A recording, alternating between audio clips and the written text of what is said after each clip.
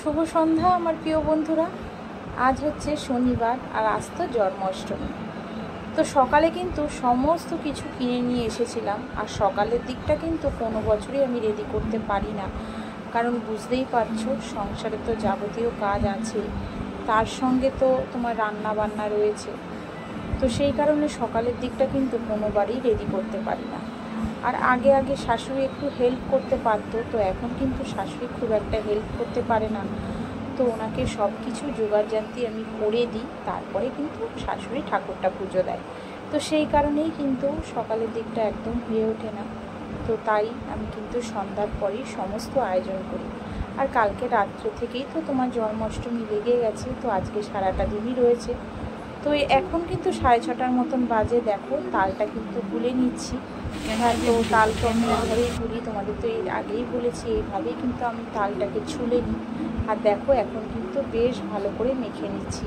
আর গ্যাসের ওপরটা তো দেখতেই পাচ্ছ কী অবস্থা। তো ভাবলাম আগে মেখে ঠেকে তারপরে পরিষ্কার করে মুছে টুছে তারপরে কিন্তু বড়াটা ভাজবো। তো এর মধ্যে তো দিলাম হচ্ছে তোমার চালের গুঁড়ো, একটু দিয়েছি তোমার ময়দা আর চিনি দিয়েছি, আর সঙ্গে একটু দিয়েছিলাম সামান্য মৌরি দিয়ে দেখো ভালো করে ফেটিয়ে নিচ্ছি। আর যত বেশি কিন্তু এটা ফেটিয়ে নেব তত সুন্দর কিন্তু তালের বড়া হবে। তো এটা কিন্তু সম্পূর্ণ এই তালের বড়াটা শিখেছি হচ্ছে আমার মায়ের কাছ থেকে, কারণ আমার মাও কিন্তু খুব সুন্দর তালের বড়া রেডি করতে পারত। আর মালপোয়াটা কিন্তু আমার মা কোনোদিনও করেনি, আমার শাশুড়ির কাছ থেকে আমি মালপোয়াটা করা শিখেছি। তো ওদিকে দেখো পুরো কিন্তু গ্যাস ট্যাস দেখো দেখতেই পাচ্ছ পুরো পরিষ্কার করে মুছে নিয়ে তারপরে কিন্তু দেখো তালের বড়াগুলি কিন্তু ভেজে ফেলছি। ওইদিকে শাশুড়িও কিন্তু গোপাল ঠাকুরকে একদম সুন্দর করে সাজাচ্ছে। তো বললাম তুমি একদম সাজিয়ে ঠাজিয়ে রেডি করো, আমি এদিকে তালের বড়া মালপোয়া ভেজে ঠেজে তারপরে নিয়ে যাব। আর দেখো কি সুন্দর হচ্ছে তালের বড়াগুলি। এর আগের বারেও কিন্তু তালের বড়াগুলি করেছিলাম, খুব একটা সুন্দর হয়নি। আর বলে না ঠাকুরের জিনিস করা মানেই কিন্তু সেই জিনিস কিন্তু সুন্দর হয়ে যায়। তো আজকে দেখো কত সুন্দর হয়েছে তালের বড়াগুলি। তো তালের বড়াগুলি মোটামুটি হয়ে গেছে, আর কিছুটা আছে, তো ভাবলাম ওইগুলি আবার পরে ভাজবো।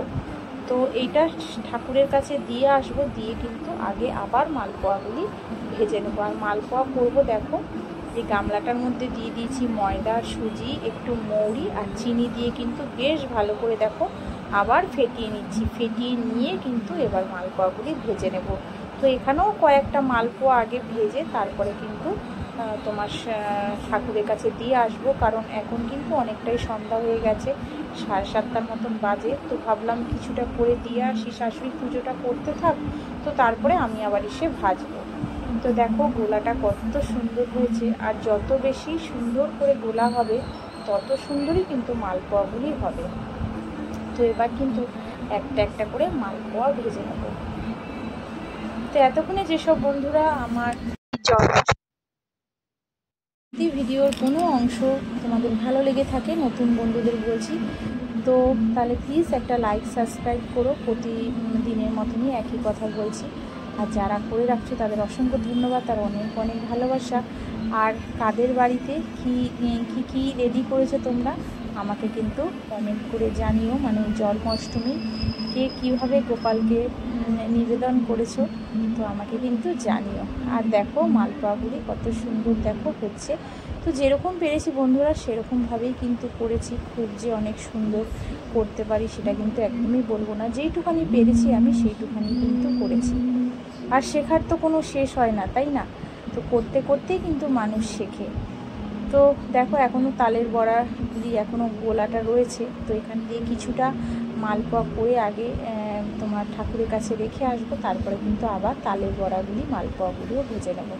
আর মোটামুটি কিন্তু দেখো মালপোয়াগুলি কিন্তু রেডি হয়ে গেছে। তো এখন শাশুড়িকে কিন্তু দিয়ে আসবো, শাশুড়ি পুজোটা করে নেবে, তারপরে আবার ভাজবো। তো দেখো এগুলি কিন্তু ভাজা হয়ে গেছে।